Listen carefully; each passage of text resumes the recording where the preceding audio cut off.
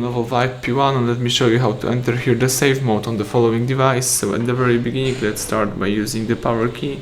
From the following options, let's hold down on power off. The reboot to safe mode info pops up, so let's tap OK to confirm it and wait until the safe mode pops up.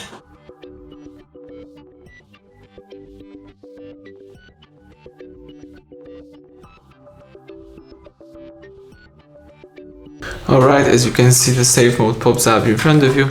So now if you would like to disable this mode, let's just press the power key, choose restart and tap OK. Sometimes it's really useful to enter the safe mode to check out how your device works without the third-party apps. Now let's wait for the regular mode.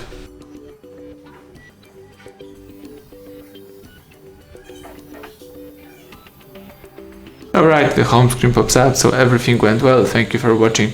Please subscribe our channel and leave thumbs up under the video.